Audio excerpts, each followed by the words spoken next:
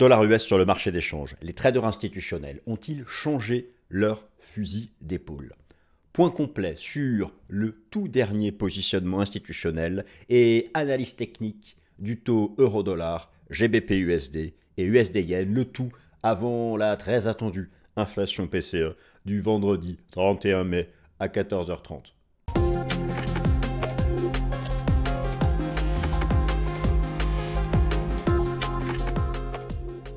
Chers amis, je suis ravi de vous retrouver. Nouvelle édition du Fast and Forex. Nous allons causer ensemble du dollar US, de l'euro-dollar, du GBP-USD, de l'USD-Yen, des stratégies Forex, d'analyse technique. On va être précis, je vais donner des seuils. Je suis allé vous chercher les toutes dernières données de positionnement institutionnel et il se passe quelque chose.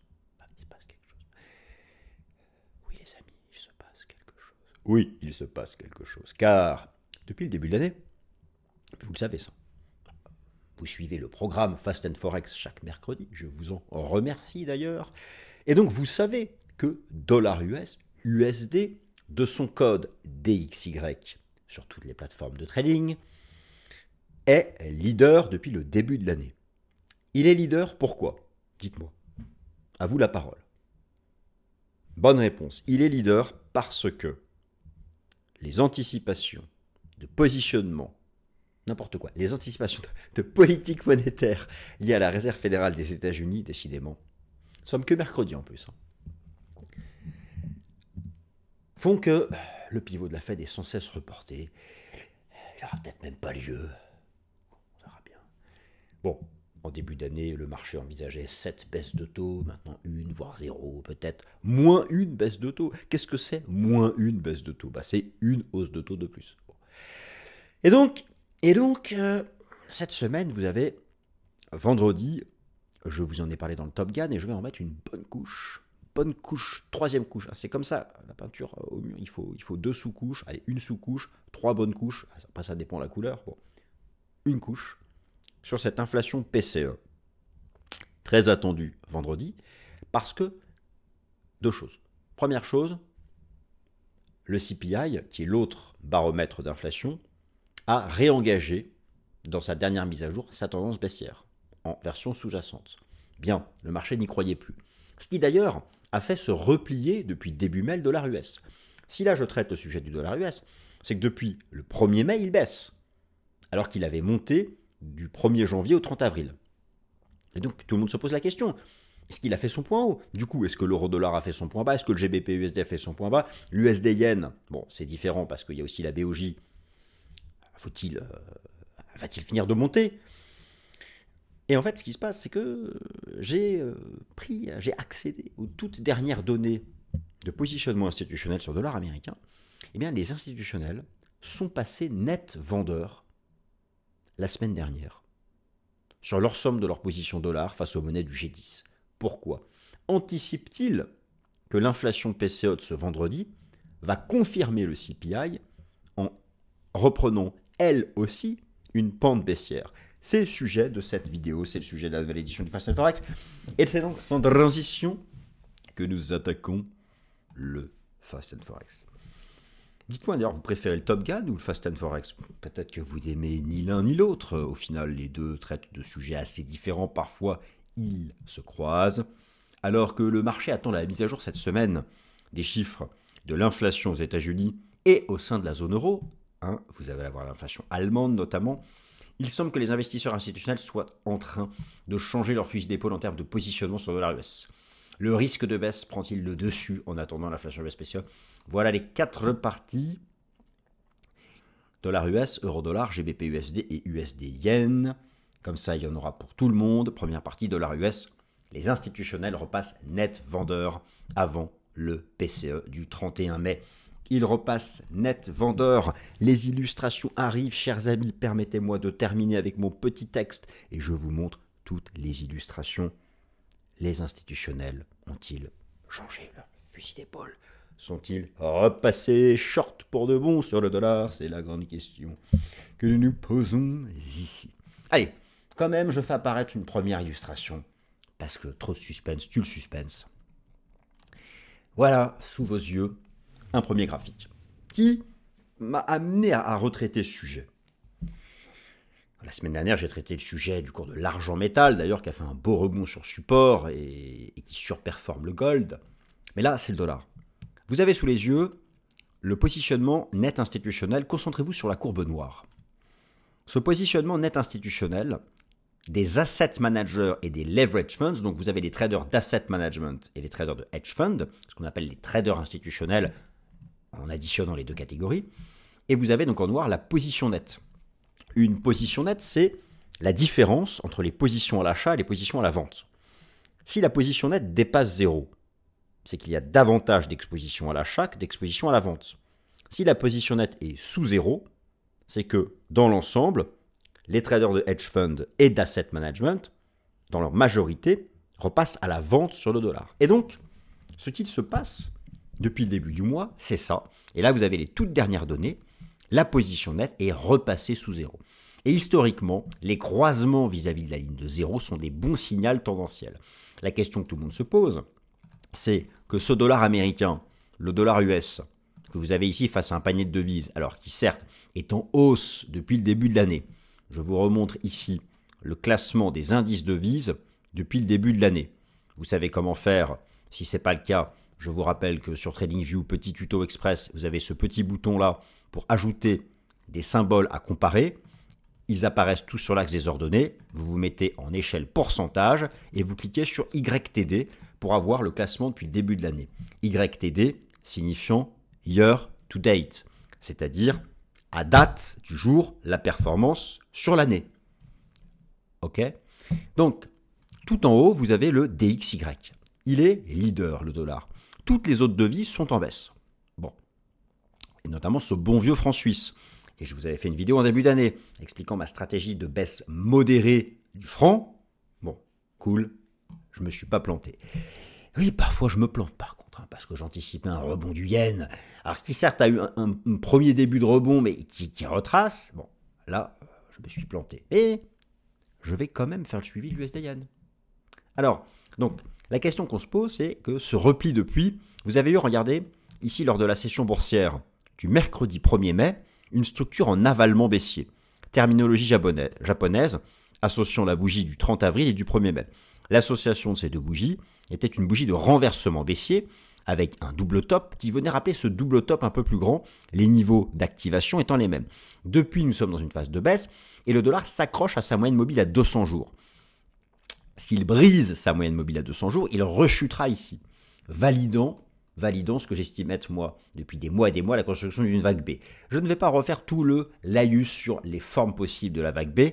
L'idée, c'est une phase de transition latérale avant plus tard dans l'année, et d'ici Noël, de reprendre la direction du sud sur fond d'un pivot de la Fed. Ok. Maintenant, l'idée, c'est, je me suis intéressé à qu'est-ce qui se passe depuis le prix à corriger. Mais l'analyse technique consiste à associer les données de volume et de prix. Et tout un tas d'outils d'analyse. Lorsque vous avez une phase de baisse de prix, vous vous posez la question de savoir, est-ce que c'est le point de départ d'une chute moyen terme ? Déjà, on regarde les niveaux techniques. Est-ce qu'il y a des patterns ? Est-ce qu'il y a des résistances moyen terme ? Mais on regarde aussi ce qui structure le prix, et notamment les données de volume, de positionnement. Et ce que j'ai trouvé intéressant, dans cette phase de baisse, s'il y avait eu un maintien de la position nette sur le dollar, eh bien, ça aurait été qu'une phase de retracement pour repartir à la hausse. Mais là, ce que j'ai trouvé intéressant, c'est que dans cette phase de baisse du dollar depuis un mois, vous avez eu un retournement aussi de la position nette institutionnelle, qui est donc passée négative. Et donc, je vous ai mis tout un tas de choses à gauche que vous pouvez lire tranquillement. Cette position nette institutionnelle qui est repassée négative, c'est intéressant. Et ici, vous avez l'évolution du positionnement du dollar, de la position nette face à toutes les devises ici, face à cette sélection de devises. Et il y a eu effectivement un retournement, un retrait global pour sauf face au yen. Alors, depuis la session boursière du mercredi 1er mai, le DXY est en baisse sur le Forex. C'est en effet la reprise de la désinflation US selon le CPI. Donc vous avez sous les yeux l'indice des prix CPI, qui, je vous rappelle, vous avez 3 gros baromètres d'inflation. Vous avez le PPI, le CPI et le PCE. La Fed accordant sa priorité au PCE. Mais le CPI est quand même, regardez, le CPI est quand même observé. Et donc, vous avez eu une reprise, après un trimestre de pause, de l'allure baissière du CPI dit sous-jacent. Sous-jacent ou core, en anglais, ce soit underlying ou core CPI, c'est-à-dire tous les items, toutes les composantes de l'inflation, moins ce qui est jugé volatile, la bouffe et l'énergie. Bon, très bien. Maintenant, la grande question, c'est que va-t-il se passer avec l'indice d'inflation favori de la Réserve fédérale des États-Unis? Cet indice d'inflation, il a un petit nom, c'est le PCE. Retenez ces 3 lettres. Bon, en même temps, je pense que vous les avez retenues parce que j'en parle tout le temps. C'est le juge de paix suprême. Il n'y a que ça qui compte. Il n'y a que ça qui compte. Alors, c'est pas vrai. La Fed pourrait baisser ses taux et commencer à pivoter si le chômage se met à exploser, ou à un moment ou à un autre, eu égard à l'énormité de la dette américaine. La dette américaine est astronomique et elle continue d'être alimentée par des déficits budgétaires de fous furieux. Ça ne va pas changer. Donc, à un moment ou à un autre, la charge de la dette sera tellement importante que de toute façon, la Fed ne pourra pas maintenir son taux au-dessus de 5. Ça va couler le gouvernement US. Arrivera un moment où il faudra, auquel l'inflation va aller là, de toute façon, on ne reviendra pas au monde d'avant et il faut baisser les taux parce que on va couler le gouvernement US, enfin, le trésor public US. Non, c'est un vrai sujet. C'est pour ça que moi, overall, je pense que les obligations seront soutenues. Mais bon, là, on ne parle pas d'obligations, nous parlons du dollar US. Bon. Et donc, cette semaine, l'idée, c'est quoi? Le dollar, nous avons observé un retournement de la position nette institutionnelle qui repasse sous zéro. Est-ce que cela compte vraiment avant le PCE? La réponse est non, en effet. Si vous voulez, si vous aviez eu ce mouvement-là de repli de la position nette institutionnelle, mais après le PCE, ça aurait été vraiment convaincant. Parce que nous savons que lorsqu'on recroise la ligne de zéro, c'est un bon signal. Mais voilà, le PCE est vendredi. Mais par contre, si ce vendredi, ça fait beaucoup de si, et après j'arrête avec les si, si ce vendredi, vous avez un PCE qui s'est mis ici à plat état de 8 depuis le début de l'année, qui réengage sa tendance baissière, ça c'est en version annuelle, c'est-à-dire un alignement sur le CPI qui a repris la direction du sud. Si vous avez un alignement avec un PCE qui reprend la direction du sud et un retour du taux de croissance mensuel de la version mensuelle du corps PCE, qui dans le monde d'avant évoluait entre 0 et 0,20, alors que depuis le début de l'année, on se stresse parce qu'il y a un rebond à 0,50, 0,3, 0,3, mais les anticipations sont 0,2 pour ce mois-ci, eh bien, dans ce cas, nous aurons la confirmation du retournement de la position nette institutionnelle. Donc, ces chiffres vraiment de l'inflation US-PCE sont déterminants ce vendredi, puisqu'il y a, pour résumer, des pré-signaux techniques d'affaiblissement du dollar US sur le marché des changes. C'est le rebond de l'euro-dollar que vous avez observé, c'est le rebond du GBP-USD que vous avez observé. Mais voilà, il y a quand même un chiffre dont la force, dont la dimension ce vendredi est capable de transformer ces pré-signaux en rien du tout ou de les transformer en vrais signaux actifs. Et derrière, c'est toute la tendance de juin qui se décide. Vendredi, en fonction du chiffre, moi je sais en juin où ira l'euro-dollar, où ira le GBP-USD, où ira l'USD-Yen. Et maintenant, on va regarder justement toutes les considérations techniques parce qu'à un moment ou à un autre, il faut les poser sur la table. Et c'est ce que j'essaie de faire chaque fois dans mes vidéos. Et donc, posons-les sur la table.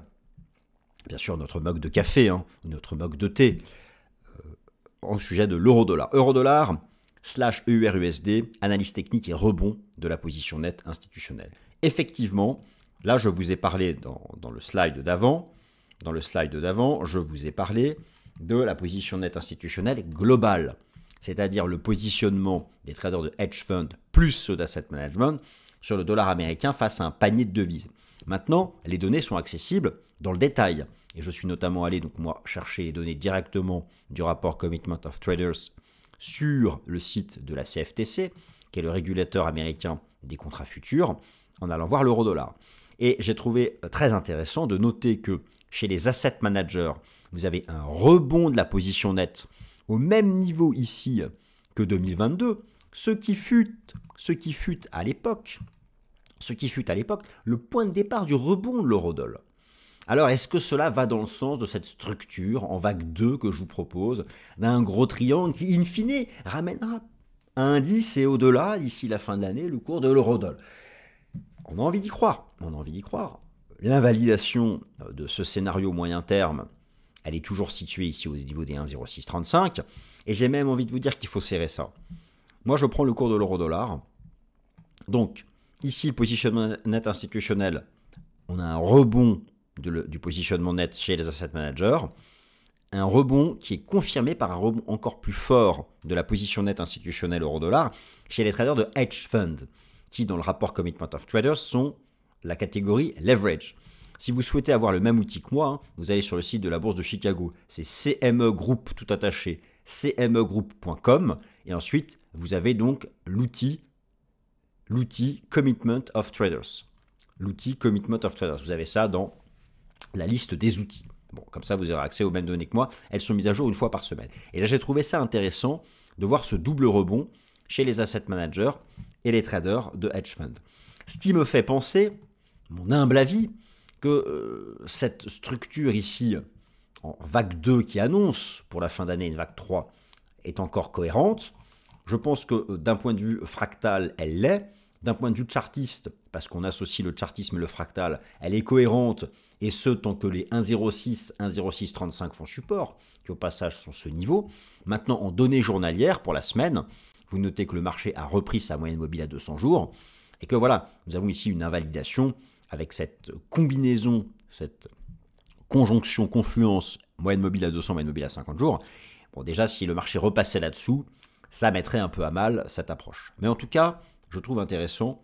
Et vous avez aussi cette semaine, alors on parle beaucoup de l'inflation US, n'oubliez pas aussi que nous avons l'inflation en Allemagne et dans d'autres pays de la zone euro pour ce mois de mai, pour ce mois d'avril, mais publié en mai. Et bien sûr, c'est important parce que le marché a à peu près la conviction que la BCE baisse ses taux la première en juin. Par contre, l'incertitude, c'est qu'est-ce qui se passe derrière. Une baisse de taux en juin, c'est bien. Donc c'est un pivot. Mais en fait, un vrai pivot, c'est ensuite une série de baisses de taux. Et là, il y a du doute. Ce qui fait aussi que cela a entretenu le rebond de l'euro-dollar et du GBP-USD. Pour le GBP-USD, c'est aussi parce que en Royaume-Uni, l'inflation est hyper loin d'être vaincue. C'est vraiment le pays le dernier dans sa lutte contre l'inflation.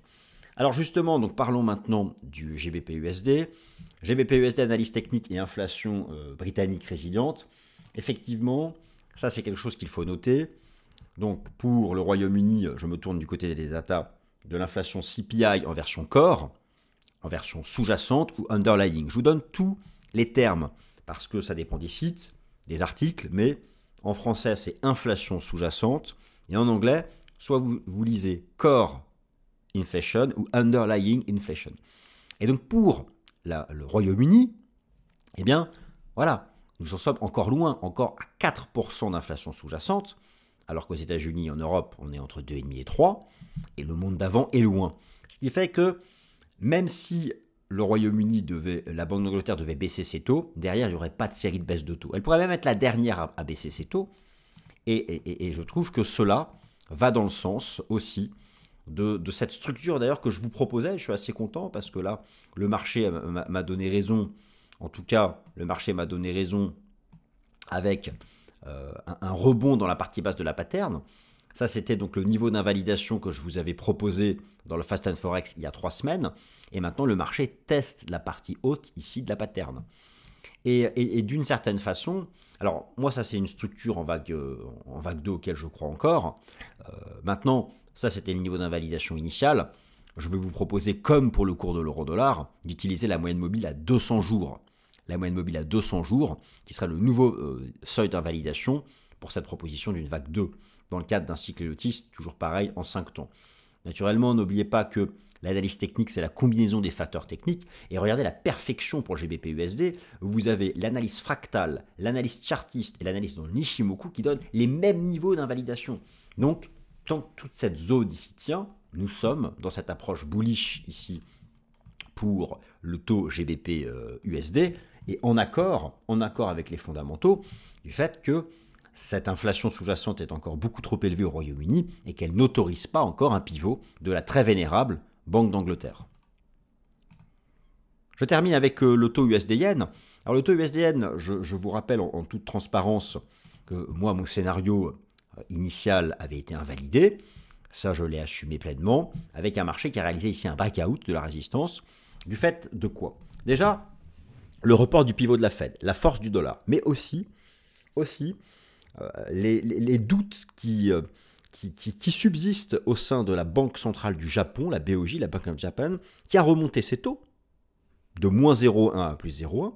Le consensus, désormais, mais c'est même plus que le consensus, ce sont les dernières communications de la Banque du Japon, disent qu'en fin d'année, on sera à plus 0,5. Alors, me direz-vous, la Fed à 5, plus 0,5. Ok, très bien, mais il faut regarder les taux du marché. Et ce que j'observe, c'est que les taux obligataires japonais, eux, cassent des résistances. Il faut regarder aussi le spread entre les taux japonais et les taux US. L'USD-Yen, je ne me ferai pas avoir deux fois. J'avais proposé une vente sous résistance, j'ai eu tort, stoppé. Très bien. Maintenant, tant que ça tient les supports, c'est bien. Mais je pense, ça n'arrête pas de me dire qu'on est vraiment dans une zone d'excès haussier de fou. Et que viendra un moment où le taux USD-Yen va réintégrer les 152 et repartir au sud. Mais cette fois-ci, je n'anticipe rien. J'attends les cassures de support. Et le positionnement institutionnel n'indique absolument pas de renversement. Face au yen, les institutionnels, ils restent baissiers sur le yen. Et ça peut changer, en tout cas dans les dernières données disponibles, qui sont celles de la semaine dernière. Parce que il y a du retard avec ces données, malheureusement. Mais on peut voir la tendance. Donc, pour l'USD-Yen, je resterai quand même globalement prudent. Si vous reprenez le positionnement net long du dollar face aux autres devises, vous voyez bien que c'est vraiment face au yen que ça ne change pas. Donc il y a une vraie difficulté par rapport à cela, du fait que voilà, les taux directeurs de la Banque centrale du Japon, alors oui, vous avez eu une toute petite hausse de taux, et d'ailleurs la BOJ annonce un taux à 0,5 pour la fin d'année, mais ça reste quand même extrêmement bas. Elle annonce un taux à 0,5 pour la fin d'année, et si vous regardez le 10 ans japonais, par contre, il se passe un truc. Sur le 10 ans japonais, vous avez une envolée des breakouts en données hebdomadaires. Ça commence à être sérieux, il n'y a pas de divergence. Je me dis, à un moment ou un autre, cette remontée des taux obligataires japonais va finir par produire un effet bullish sur le yen. Et qui dit effet bullish sur le yen, dit effet bearish sur le taux USD-Yen. Mais je ne ferai pas l'erreur deux fois. J'attends un signal. Qu'est-ce que c'est le signal à attendre? Le signal bearish ultime, ce serait de réintégrer ce niveau, les 152. Mais moi, je vous propose même qu'en cas de cassure des 153,60, je pense que la messe est dite. Je pense que si l'on casse ce niveau, les 153,60, on reviendra à 152 avec fracas et qu'on réintégrera. Mais pour l'instant, aucun signal de ce type n'est donné. Et donc, il y a sûrement parmi vous des gens qui ont eu raison et qui sont dans le sens de la tendance. Vous avez là un niveau pour gérer votre risque. Toutes les personnes, les traders qui sont à l'achat sur USD-Yen, doivent mettre le stop sous ce support. Car casser ce support, pour moi, c'est que ma lecture. C'est la garantie de revenir ici. Bon. En tout cas, voilà, je voulais insister sur ce niveau. Ça me paraissait important. Voilà, chers amis, écoutez, j'espère que ça vous a plu. C'était un point court, mais je fais en sorte que le Fast and Forex soit court et que le Top Gun soit quand même plus long. J'espère quand même que ça vous a apporté des éléments intéressants. Qu'est-ce qu'on retient? Qu'est-ce que nous retenons? Il y a des pré-signaux de changement de positionnement des institutionnels sur le dollar, donc bullish Eurodol, bullish GBP-USD notamment. Mais est-ce que ça vaut quelque chose tant que nous ne connaissons pas l'inflation US-PCE de vendredi? C'est la grande question. J'aurai la réponse vendredi et je vous débriefe ça la semaine prochaine. Salut, merci de m'avoir écouté.